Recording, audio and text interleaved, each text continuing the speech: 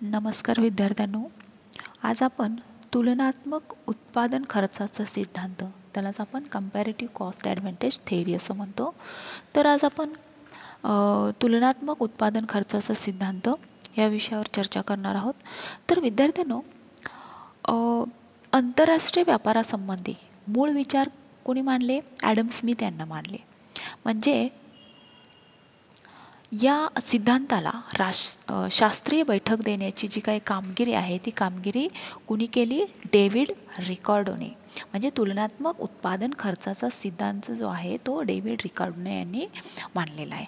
तर आपण थोडीसं ओरिजिन पाहूया. तर 1817मध्ये त्यांनी लिहिलेल्या प्रिन्सिपल ऑफ पॉलिटिकल इकॉनॉमी या ग्रंथामध्ये रिकार्डोने हा व्यापाराचा सर्वसामान्य सिद्धांत स्पष्ट केलेला होता. म्हणजे काय की दोन देशामध्ये उत्पादन केल्या जाणाऱ्या वस्तूंच्या, लक्षात घ्या, दोन देशामध्ये उत्पादन केल्या जाणाऱ्या वस्तूंच्या उत्पादन खर्चामध्ये तुलनात्मक फरक असल्यास, बघा, त्या दोन देशामध्ये व्यापार सुरू होतो आणि दोन्ही देशांना तो फायदेशीर ठरतो, असं काय केलेलं आहे? रिकार्डोने प्रतिपादन केलेलं आहे आपल्या सिद्धांतामध्ये.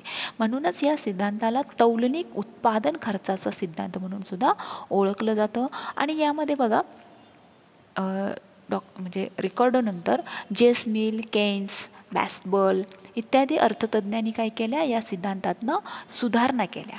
म्हणजे रिकार्डोनं मांडलेलं मूलभूत तत्व काय झालं? अबाधित राहिलं. आणि हे सर्व अर्थशास्त्रज्ञ सनातनवादी विचारप्रणालीचा असल्यामुळं हा सिद्धांत आंतरराष्ट्रीय व्यापाराचा सनातनपंथीय सिद्धांत म्हणून सुद्धा ओळखला जातो. त्यालाच आपण काय classical theory of international trade म्हणून ओळखतो.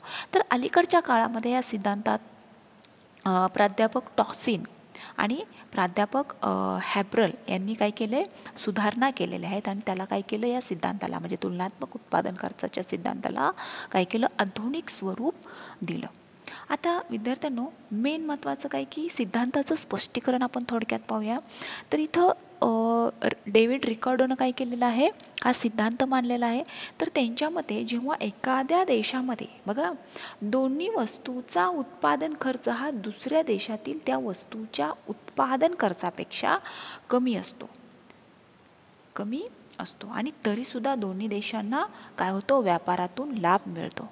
म्हणजे काय? आता महत्त्वाचं म्हणजे या सिद्धांताचं आपण स्पष्टीकरण करण्यासाठी हा जो सिद्धांत आहे, हा सिद्धांत काय आहे? रिकार्डोनं मांडलेला महत्त्वाचा सिद्धांत आहे. म्हणजे बघा, इथं हवामान, लोकांची कार्यक्षमता, नैसर्गिक परिस्थिती, नैसर्गिक साधनांचं जे काही गुणधर्म असतात ते, नंतर देशातील यंत्रसामग्री, तंत्रज्ञान, तसेच दळणवळणाची जी काही साधने आहेत, त्या सुविधा आहेत, इत्यादी जी कारणं आहेत, त्या कारणांनी एखाद्या देशामध्ये विशिष्ट वस्तूच्या उत्पादनाला आवश्यक ती सर्व परिस्थिती अनुकूल असेल तर तो देश त्याच वस्तूचं उत्पादन करेल. म्हणजे त्याच वस्तूच्या उत्पादनावर सर्व लक्ष केंद्रित करून विशेषीकरण प्राप्त करेल. म्हणजे यामुळं प्रादेशिक श्रम विभागणी होते आणि आपल्या देशातील लोकांच्या काय करता गरजा भागून राहिलेल्या वस्तू तो काय करतो? देश दुसऱ्या देशाला निर्यात करतो. आणि त्याचप्रमाणे ज्या वस्तूच्या उत्पादन खर्च हा आपल्या देशामध्ये जास्त येतो आणि नैसर्गिक प्रतिकूलतेमुळे काय होतं किंवा अन्य कारणामुळे या वस्तूची जी काही निर्मिती आहे ती निर्मिती देशामध्ये परिस्थिती आणि खनिजाची जी काही उपलब्धता आहे अवेलेबल असते ती तसेच विविध शक्ती साधनांचा पुरवठा, लोकांचं अंगभूत गुणधर्म, संघटन कौशल्य इत्यादी ज्या काही गोष्टी आपल्याला निरनिराळ्या देशामध्ये निरनिराळ्या आढळून येतात. म्हणजे आंतरराष्ट्रीय व्यापाराचे हेच मूलभूत तत्व जे आहे ते ज्या वस्तूच्या उत्पादनाच्या बाबतीत देशाला उत्पादन खर्चाच्या सापेक्ष लाभ मिळत असतो आणि अशा वस्तूचं जो, लक्षात घ्या, अशा वस्तूंचं जो उत्पादन करतो त्या वस्तूची निर्यात करतो. आता याच्या उलट बघा की ज्या वस्तूच्या उत्पादनाच्या बाबतीत बघा उत्पादन खर्चाचा सापेक्ष तोटा होतो, अशा वस्तूचं जे काय उत्पादन आहे ते उत्पादन खर्चाच्या बाबतीत काय होते? अनुकूलता निर्माण होते. म्हणजे अनुकूलता असलेल्या वस्तूचं जे काही उत्पादन आहे ते उत्पादन न करता, लक्षात घ्या, त्यांची आयात करतो म्हणजे सांगायचं तात्पर्य काय की प्रत्येक देश उत्पादन खर्चाच्या बाबतीमध्ये अनुकूलता असलेल्या वस्तूचंच उत्पादन करून काय करत असतो, निर्यात करतो. म्हणजे लक्षात आलं की जेव्हा एखाद्या देशामध्ये दोन्ही वस्तूचा उत्पादन खर्च हा दुसऱ्या देशातील त्या वस्तूच्या उत्पादन खर्चापेक्षा कमी असतो आणि तरीसुद्धा दोन्ही देशांना व्यापारातून काय होतो, लाभ मिळतो. हे काय केलेलं आहे, डेव्हिड रिकार्डोनं मांडलेलं आहे. लक्षात आलं. तर आपण पुढे पाहूया की त्यांनी उत्पादन खर्चाच्या ज्या काही संकल्पना आहेत, म्हणजे रिकार्डोनं तौलनिक उत्पादन खर्चाच्या ज्या सिद्धांत म्हणजे श्रम खर्चाच्या संदर्भामध्ये काय केलेलं आहे, अतिशय मार्मिकपणे स्पष्ट केलेले आहे की विविध देशामध्ये उत्पादन घटकाच्या उपलब्धतेमध्ये भिन्नता असल्यानं, लक्षात घ्या, वस्तूच्या उत्पादन खर्चामध्ये फरक निर्माण होतो आणि या भौगोलिक श्रम विभागणीनं काय होतं की आंतरराष्ट्रीय व्यापार निर्माण होतो. म्हणजे रिकार्डोनं वस्तूच्या उत्पादन खर्चाचं काय केलेलं आहे, इथं 3 प्रकार सांगितलेले आहेत. इथे लक्षात घ्या की उत्पादन खर्चात समान फरक, निरपेक्ष लाभ आणि सापेक्ष लाभ. म्हणजे काय की इथं ज्या काय प्रोडक्शन कॉस्टच्या कन्सेप्ट्स आहेत हे रिकार्डोने इथं सांगितलेले आहेत. पहिली काय कन्सेप्ट आहेत, इक्वल डिफरन्स, नंतर ॲब्सोल्यूट ॲडव्हान्टेज आणि कंपॅरेटिव्ह ॲडव्हान्टेज. तर आपण स्टेप बाय स्टेप आपण ह्या कन्सेप्ट क्लिअर करूया. पहिली कन्सेप्ट अशी आहे की उत्पादन खर्चात समान फरक. आता बघा, दोन्ही देशातील उत्पादन खर्चाचं जे काही गुणोत्तर आहे, जे काही येईल ते जे गुणोत्तर आहे ते गुणोत्तर समान असते. म्हणजे दोन्ही देशातील दोन्ही वस्तूच्या उत्पादन खर्चामध्ये काय केलेला असतो, समान फरक केलेला असतो. तेव्हा आंतरराष्ट्रीय व्यापार निर्माण होत नाही. लक्षात आलं. याचं कारण काय की अशा व्यापारातून कोणत्याही देशाला लाभ होत नाही आणि हीच गोष्ट या पहिल्या उदाहरणामध्ये स्पष्ट केलेली आहे. आता इथं बघा, भारत आणि पाकिस्तान हे 2 देश तुम्हाला उदाहरणासाठी दिलेले आहेत. इथं भारत आणि पाकिस्तान. तर याच्यामध्ये उत्पादन खर्च काय केलेला आहे, 20 श्रम दिवस हे सेम भारत आणि पाकिस्तानचे दिलेले आहेत. तांदूळ बघा इथं आणि गहू हे 2 देश काय करतात, त्याची उत्पादन क्षमता उत्पादन केलेलं आहे. तर भारत आणि पाकिस्तान यांनी तांदूळ आणि गव्हाचं उत्पादन कशा पद्धतीनं, म्हणजे बघा आता या तांदूळ आणि गहू यांचं जो काही विनिमय दर आहे तो 1 किलो तांदूळ बरोबर 1 किलो गहू. लक्षात आलं तुम्हाला. म्हणजे 75 आणि 150, 75 दोन्ही इथं 150 हे एकास 2 अशा पद्धतीनं हे गुणोत्तर आपल्याला लक्षात येते.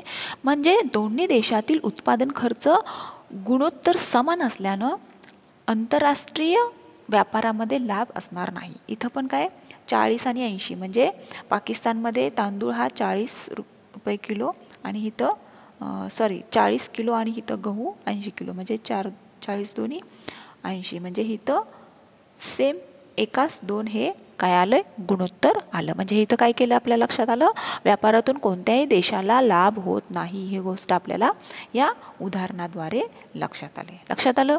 आता दुसरं उदाहरण पाहूया. उत्पादन खर्चात निरपेक्ष लाभ म्हणजे ॲब्सोल्यूट ॲडव्हान्टेज कशा पद्धतीने मिळतं. आता एखाद्या देशाला बघा, एखाद्या वस्तूच्या उत्पादनामध्ये दुसऱ्या देशापेक्षा तुलनेने निरपेक्ष लाभ होत असेल तर दुसऱ्या देशाला दुसऱ्या वस्तूच्या उत्पादनामध्ये निरपेक्ष लाभ होत असेल तर दोन्ही देशांना आंतरराष्ट्रीय व्यापारानं लाभ होतो. म्हणजे या परिस्थितीमध्ये आंतरराष्ट्रीय व्यापार सुरू होतो. ही कल्पना आपल्याला याद्वारे लक्षात येतं. आता बघा या उदाहरणामध्ये सेकंडमधला बघा उदाहरण, उत्पादन खर्चात निरपेक्ष लाभामध्ये आपल्याला इथं भारत आणि बांगलादेश असं दिलेलं आहे. तर उत्पादन खर्च काय केलेला आहे, समान दिलेला आहे. म्हणजे 20 श्रम दिवस आणि 20 श्रम दिवस. म्हणजे तांदूळ हा काय केलेला आहे 150 रुपयेनं हे केलेलं आहे आणि इथं गहू 75नं दाखवलेला आहे आणि बांगलादेशामध्ये इथं 80 आणि इथं 160नं दाखवलेलं आहे. म्हणजे बघा इथं हे प्रमाण किती आलं आपल्याला 75 दोन्ही, म्हणजे एकास 2 2 1 हे गुणोत्तर आलं आणि इथं एकास 2 हे गुणोत्तर आलं. म्हणजे याचं या उदाहरणामध्ये बघा 20 दिवसांच्या श्रमामध्ये 150 किलो तांदूळ निर्माण करतो आणि बांगलादेश काय करतो 80 किलो तांदूळ उत्पादनामध्ये इथं काय करतो भारताने तांदळाच्या उत्पादनात काय केलं विशेषीकरण करावे म्हणून भारत 20 दिवसाच्या श्रमामध्ये 75 किलो गहू निर्मिती करतो तर बांगलादेश हा 160 किलो गहू उत्पादन करतो म्हणून बांगलादेशाने गव्हाच्या उत्पादनामध्ये विशेषीकरण करावे म्हणजे आंतरराष्ट्रीय व्यापारापूर्वी भारतात 1 किलो तांदूळ बरोबर 1-2 किलो गहू व बांगलादेशामध्ये 1 किलो तांदूळ बरोबर 2 किलो गहू हा विनिमय दर होता म्हणजे आंतरराष्ट्रीय व्यापाराने भारताला 1 किलो तांदळाच्या मोबदल्यात 1-2 किलोपेक्षा जास्त गहू मिळाला आणि बांगलादेशाला 1 किलो गव्हाच्या मोबदल्यामध्ये 1-2 किलोपेक्षा जास्त तांदूळ मिळाला म्हणजे काय येतं की दोन्ही देशांना काय होतो लाभ हा मिळतच असतो मिळालेला इथं आपल्याला लक्षात येतं म्हणजे प्रत्यक्षात हा 1 किलो तांदळाबरोबर 1-2 ते 2 किलो गव्हाच्या दरम्यान राहील हे आपल्याला इथं दोन्ही देशाचा लाभ झालेला दिसून येतो लक्षात आलं म्हणजे हे उत्पादन खर्चात निरपेक्ष लाभ कसा तिरकस आपल्याला मिळालेला आहे म्हणजे 1-2 आणि 2-1 तर अशा पद्धतीनं दोन्ही देशाला काय केलेलं आहे इथं लाभ मिळालेला आहे आता तिसरं उदाहरण पाहूया की उत्पादन खर्चात सापेक्ष लाभ कशा पद्धतीने मिळाला म्हणजे कंपॅरेटिव्ह ॲडव्हान्टेजेस आता तुलनात्मक रित्या ज्या वस्तूच्या उत्पादनात उत्पादन खर्च कमी येतो म्हणजे त्या वस्तूचं उत्पादन त्या देशानं करावे आणि त्याची निर्यात करावी आणि त्या वस्तूच्या मोबदल्यात उत्पादन खर्च काय होतं जास्त येणाऱ्या वस्तूची दुसऱ्या देशाकडून आयात करावी लक्षात घ्या महत्त्वाचा मुद्दा आहे की वस्तू उत्पादनातील जे सापेक्ष फरकाने आंतरराष्ट्रीय व्यापार सुरू होतो आणि दोन्ही देशांना काय होतो लाभ होतो हे आपण इथं या उदाहरणाद्वारे लक्षात घेऊया तर इथं सुद्धा काय केलं आहे भारत आणि बांगलादेश आपण दाखवलेलं आहे उत्पादन खर्च समान आहे आणि तांदूळ आणि गहू हे त्यांचं उत्पादन दाखवलेलं आहे तर भारतामध्ये काय केलेलं आहे दोन्ही म्हणजे ह्या उदाहरणामध्ये काय केलं आहे दोन्ही वस्तूच्या उत्पादनात भारत आणि बांगलादेश हे काय आहेत कार्यक्षम आहेत दोन्ही पण देश असे आपल्याला दिसून येतं म्हणजे दोन्ही वस्तू बांगलादेशाच्या मानाने तो खर्च कमी खर्चामध्ये निर्माण करतो आता बघा तुलनात्मक दृष्ट्या जर विचार केला तर भारताची उत्पादन क्षमता तांदळाच्या बाबतीत गव्हापेक्षा जास्त आहे लक्षात आलं तुमच्या इथं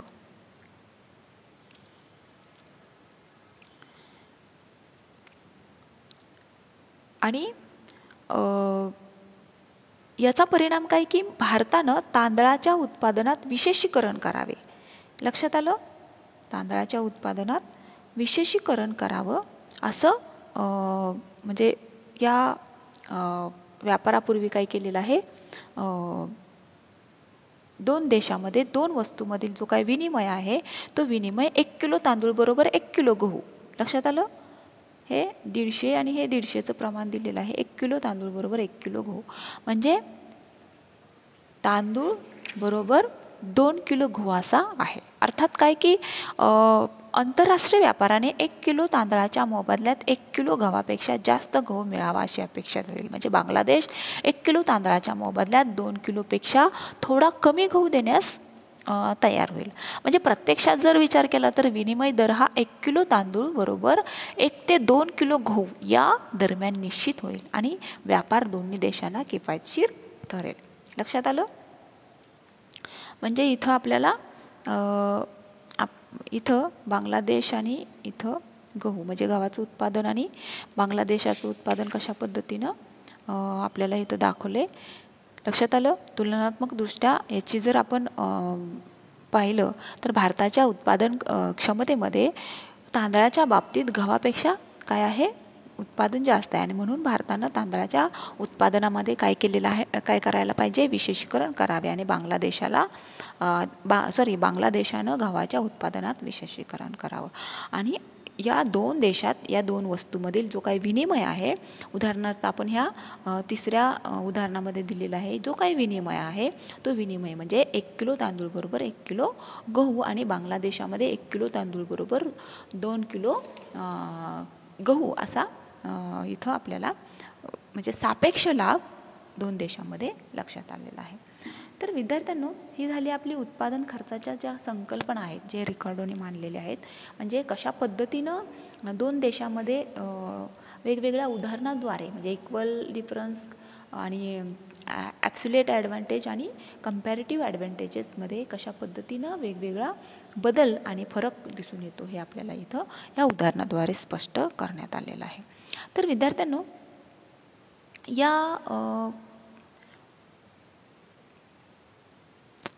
सिद्धांताची आपण गृहीतेसुद्धा थोडक्यात पाहूया. तर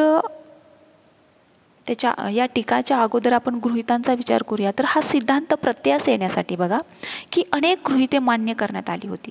म्हणजे मजूर हाच एकमेव उत्पादक घटक असतो, किंवा श्रम खर्च हाच उत्पादन खर्च असतो. श्रम या उत्पादन घटकाची सर्व परिमाणे समरूपी असतात. म्हणजे आंतरराष्ट्रीय व्यापारामध्ये वाहतुकीचा खर्च काही नसतो. हे सुद्धा त्यांनी रिकार्डोनी काय केलेलं आहे, या सिद्धांताचं गृहीत मांडलेलं आहे. मी मुद्दाम तुम्हाला टीकाच्या अगोदर गृहीते का सांगते की या गृहीताला अनुसरून म्हणजे हा सिद्धांत प्रत्ययास आला की नाही हे पडताळून म्हणजे पाहण्यासाठी सिद्धांत काय केलेला आहे, रिकार्डोने मांडलेला आहे. म्हणजे आता बघा, दुसरं गृहीत असं आहे की उत्पादन क्षेत्रामध्ये स्थिर उत्पादन फलाचा नियम काय आहे, अनुभवायस येतो. नंतर तिसरं, आंतरराष्ट्रीय व्यापारावर कोणतीही बंधनं नसतात. दोन्ही देशांनी खुल्या व्यापारी धोरणाचा अवलंब केलेला असतो. तसेच आणखी एक गृहीत सांगू इच्छिते की आंतरराष्ट्रीय व्यापारात फक्त 2च देश भाग घेतात आणि व्यापार 2 वस्तूमध्ये चालतो. हे एक महत्त्वाचं गृहीत त्यांनी मांडलेलं आहे. नंतर रिकार्डोने असंही गृहीत मांडलेलं आहे की उत्पादन घटक आपल्या देशामध्ये पूर्णपणे गतिशील असतात, मात्र आंतरराष्ट्रीय देशामध्ये उत्पादक घटक गतिहीन असतात. आणि या गतिहीनतेमुळं काय केलेलं असतं, भौगोलिक श्रम विभागणी होते आणि आंतरराष्ट्रीय व्यापार काय होतो, निर्माण होतो. नंतर दोन्ही देशात पूर्ण रोजगार आहे असं त्यांनी गृहीत धरलेलं आहे. नंतर रिकार्डोनं वस्तूची मागणी स्थिर राहते असंही गृहीत मानलेलं आहे. दोन्ही देशामध्ये सुवर्ण परिमाण असून सारखे चलन परिमाण असते. चलन संख्यामान सिद्धांत कार्यवाहीत असतो असंही गृहीत त्यांनी मांडलेलं आहे. नंतर आर्थिकदृष्ट्या दोन्ही देश समान पातळीवर असतात आणि व्यापारामध्ये समाविष्ट झालेल्या वस्तू या सारख्याच महत्त्वाच्या असतात असंही रिकार्डोने काय केलेलं आहे, गृहीते मांडलेले आहेत. तर विद्यार्थ्यांनो, या गृहीताला अनुषंगून सनातनवाद्यांचा आंतरराष्ट्रीय जो व्यापाराचा तौलनिक खर्चाचा सिद्धांत आहे तो दीर्घकाळपणे अर्थशास्त्रामध्ये मान्यता पावलेला होता. पण अवास्तव गृहीतामुळे, आता जी काय मी तुम्हाला गृहीते सांगितली त्या अवास्तव गृहीतामुळे या सिद्धांतावर ओलिन, हॅबलर हे जे काय अर्थतज्ञ आहेत, या अर्थतज्ञांनी काय केलेले आहेत, जोरात टीका केलेल्या आहेत. आणि यातल्या महत्त्वाच्या टीका मी तुम्हाला सांगणार आहे. तर पहिली टीका अशी आहे की मजूर हाच एकमेव उत्पादन घटक असतो. म्हणजे तुलनात्मक खर्चाचा सिद्धांत श्रम खर्चाच्या गृहीतावर आधारित आहे. वस्तूच्या उत्पादनासाठी मजुराला मजुरी द्यावी लागते आणि त्याप्रमाणे उत्पादनात भाग घेणाऱ्या भांडवल, संयोजक, जमीन या घटकांना काय केला जातो, व्याज, नफा आणि खंड हे जे काही मोबदले आहेत ते मोबदले द्यावे लागतात. म्हणजे कोणत्याही वस्तूचं उत्पादन ह्या जे काही मोबदले म्हणजे 4 घटक आहेत त्या घटकांशिवाय होत नाही. म्हणून मजुरी हाच उत्पादन खर्च मानणे अयोग्य आहे अशा पद्धतीची इथं टीका केलेली आहे. नंतर आंतरराष्ट्रीय व्यापारामध्ये वाहतुकीचा खर्च काहीही नसतो. हा सिद्धांत मांडताना बघा की वाहतुकीचा खर्च विचारात घेतला नाही. म्हणजे आंतरराष्ट्रीय व्यापारामध्ये प्रसंगी वाहतुकीचा खर्च त्या वस्तूच्या उत्पादन खर्चापेक्षा जास्त येतो. म्हणजे आंतरराष्ट्रीय व्यापारामध्ये वाहतूक खर्चाचा विचार न केल्यास व्यापार बंद पडेल. वाहतूक खर्चाच्या अस्तित्वामुळं आंतरराष्ट्रीय व्यापारामध्ये समाविष्ट न होणाऱ्या वस्तूचा एक वेगळा प्रकार संभवतो. हे कुणी दाखवून दिलं, हॅबलर जे अर्थतज्ञ आहेत ते प्राध्यापक हॅबलर यांनी काय केलं, दाखवून दिलं. नंतर तिसरी टीका आहे की उत्पादन क्षेत्रात स्थिर उत्पादन फलाचा नियम अनुभवास येतो. आता स्थिर उत्पादन फलाचा नियम हे गृहीतच म्हणजे आक्षेपार्ह आहे असं आपण म्हणतो. याचं कारण काय की सर्वच उत्पादन क्षेत्रात स्थिर उत्पादन फल कार्यवाहीत असते आणि असं असणं चुकीचं आहे. म्हणजे प्रत्यक्षात उत्पादन वाढत्या किंवा घटत्या फलाच्या नियमानुसार होते. लक्षात आलं. नंतर आंतरराष्ट्रीय व्यापारावर कोणतेही बंधन नसतं. तर आधुनिक काळात सांगायचं तात्पर्य काय की आधुनिक काळात प्रत्येक देश आंतरराष्ट्रीय व्यापारावर विविध बंधने लादत असतो. म्हणजेच काय की खुला व्यापार जवळजवळ अस्तित्वातच नसतो. यासाठी या गृहीतावर आधारित हा सिद्धांत काय झालेला आहे, निरुपयोगी ठरलेला आहे. म्हणजे आधुनिक काळात प्रत्येक देश स्वयंपूर्ण बनण्याचा प्रयत्न करीत असतो आणि यासाठी तो व्यापारावर अनेक निर्बंध लादत असतो. लक्षात आलं.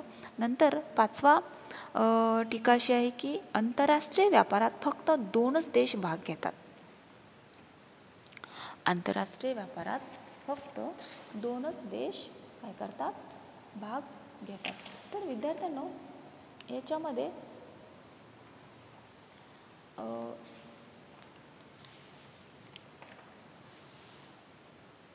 रिकार्डोनं हा सिद्धांत काय केला आहे, फक्त 2 देश आणि वस्तू गृहीत धरलेल्या आहेत. पण ओलिनच्या जे मताप्रमाणे, ओलिन हे एक अर्थतज्ञ आहेत, त्यांच्या मताप्रमाणे आंतरराष्ट्रीय व्यापारामध्ये अनेक देश आणि अनेक वस्तू सहभागी होत असल्यानं हा सिद्धांत विश्लेषण करण्यास अपुरा पडतो. आता व्यापार 2 वस्तूमध्ये चालतो असं सुद्धा काय केलेलं आहे इथं म्हणजे विचार केलेला आहे. तर विद्यार्थ्यांनो हा सिद्धांत काय केलेला आहे, व्यापार 2 वस्तूमध्ये चालतो, परंतु इथं या गृहीत चुकीचं आहे असं इथं हे अर्थतज्ञांनी सांगितलेलं आहे. नंतर उत्पादक घटक देशातल्या देशात पूर्णपणे गतिशील असतात. लक्षात आलं. उत्पादक घटक देशातल्या देशात उत्पादन घटक गतिशील असतात हे गृहीत काय केलेलं आहे, बरोबर नाही असं ओलिननं टीका केलेली आहे. म्हणजे त्यांच्यामध्ये काय की आंतरराष्ट्रीय व्यापारासाठी उत्पादन घटकाची गतिहीनता हीच अट नव्हे. लक्षात आलं. म्हणजे याचं कारण काय की देशातल्या देशातही उत्पादन घटक संपूर्ण गतिशील नसतात आणि त्यांच्या गतिशीलतेमध्ये काय येतात, अडचण येतात. आता उदाहरण सांगायचं म्हणजे बघा की भारताचा जर विचार केला तर भारतामध्ये मोठ्या देशात म्हणजे भारतासारखा आपला जो प्रचंड लोकसंख्येचा देश म्हणजे मजूर, भाषा, परंपरा, धर्म इत्यादी कारणाने म्हणजे आता महाराष्ट्राचा जर विचार केला तर इत्यादी कारणाने काय केलेलं आहे, उत्तर प्रदेशात जाणे कठीण. म्हणजे आधुनिक काळात तंत्रज्ञ, संघटन, भांडवल, कच्चा माल ज्या काय घटक आहेत हे एका देशातून दुसऱ्या देशामध्ये सहजपणे जाऊ शकतात. म्हणजे गतिहीन असतात आणि हे मानणे चुकीचे ठरते. लक्षात आलं. म्हणजे गतिहीनतेमुळं भौगोलिक श्रम विभागणी होऊन आंतरराष्ट्रीय व्यापार काय होतो, वाढतो. हे विवेचनच संयुक्तिक वाटत नाही. आता उत्पादन घटक देशातल्या देशात पूर्णपणे गतिशील असतात हे आपण पाहिलेलं आहे. नंतर दोन्ही देशात पूर्ण रोजगार आहे. म्हणजे काय की देशाची जी काय आर्थिक परिस्थिती आहे, लक्षात घ्या, देशाची जी काय आर्थिक परिस्थिती आहे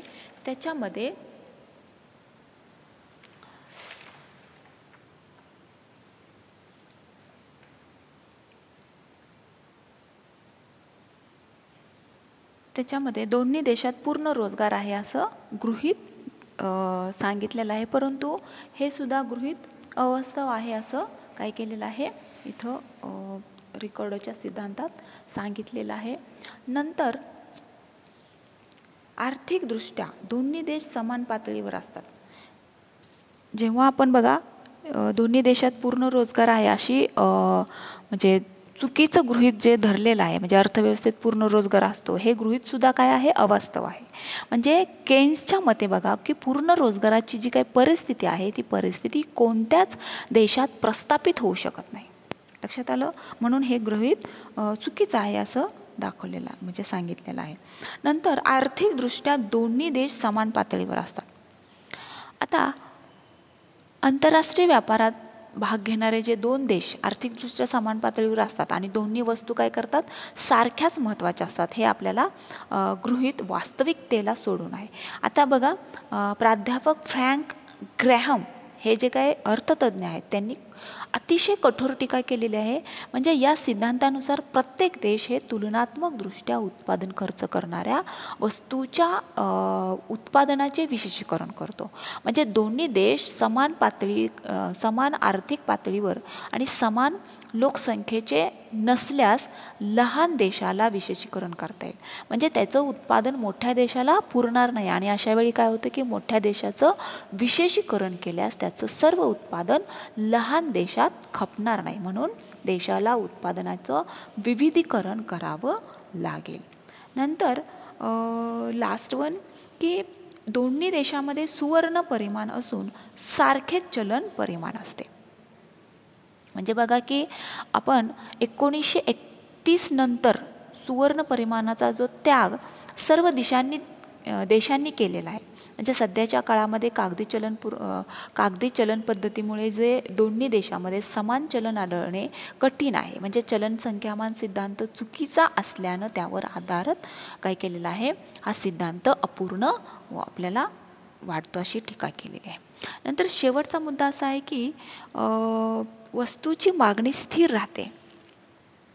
म्हणजे बघा की हा जो सिद्धांत आहे त्या वस्तूची किंमत वस्तूच्या उत्पादन खर्चावरून ठरते. म्हणजे वस्तूच्या पुरवठ्याकडे लक्ष दिले आहे. मात्र बघा की मागणी स्थिर असते असं मानून मागणीकडे काय केलेलं आहे, पूर्णपणे दुर्लक्ष केलेलं आहे. म्हणजे मागणीची लवचिकता लक्षातच घेतलेली नाही आणि त्यामुळं हा सिद्धांत एकांगी बनलेला आहे. म्हणजे मागणी पुरवठा समतोल विचार केल्याशिवाय सिद्धांत मांडणे योग्यच राहणार नाही. तर अशा पद्धतीनं संरक्षणाचा सुद्धा इथं या सिद्धांतात विचार केलेला नाही. इथं जास्तीत जास्त प्रमाणात वास्तविकता दिसून येत नाही. नंतर व्यापार अटींचं विश्लेषण केलेलं नाही. म्हणजे अशा पद्धतीनं ज्या काही कठोर टीका आहेत त्या कठोर टीका केल्या जरी असल्या तरी दोन देशातील तुलनात्मक उत्पादन खर्चावर आंतरराष्ट्रीय व्यापार काय होतो, अवलंबून असतो. म्हणजे हे मूलभूत तत्व मात्र अबाधित राहिलेले आहे. आता अलीकडे बघा ब्रिटिश अर्थतज्ज्ञांनी मॅकडुगल यांनी म्हणजे जे काही अर्थतज्ज्ञ आहेत GD मॅकडुगल यांनी 1951 मध्ये रॉबर्ट स्टर्न आणि 1962 किंवा 63 मध्ये बेला बॅलासा या तिघांनी मिळून कोण रॉबर्ट स्टर्न, मॅकडुगल म्हणजे मॅकडोल 1951, रॉबर्ट स्टर्न 1962-63 मध्ये आणि बेला बॅलासा या तिघांनी काय केलेलं आहे, ब्रिटन आणि अमेरिका या दोन देशामध्ये निर्यातीचा अभ्यास केला. तेव्हा त्यांना एका देशाची श्रम उत्पादकता दुसऱ्यांपेक्षा जास्त असल्यानं तुलनात्मक लाभ मिळतो असं आढळून आलं. म्हणजे अनेक उद्योगांचं त्यांनी काय केलेलं आहे, संशोधन केलेलं आहे. आता अर्थतज्ज्ञ IB क्रॅव्हिसनं काय केलेलं आहे, अमेरिका आणि जपानचा जेव्हा सर्वे केला किंवा उद्योगाची पाहणी केली त्यावरून त्यांना तुलनात्मक खर्च सिद्धांताच्या प्रतिपादनाला जी काही अनुभवाची जोड आहे ती अनुभवाची जोड हा सिद्धांत म्हणजे अनुभवाची जोड मिळाल्यामुळं हा सिद्धांत आजही महत्त्वाचा किती ठरतो हे आपल्याला लक्षात आलं. तर विद्यार्थ्यांनो, अशा पद्धतीनं आपण रिकार्डोचा तुलनात्मक खर्च सिद्धांत हे आपण पाहिलेलं आहे. तर विद्यार्थ्यांनो, आपण इथंच थांबूया. So thank you very much.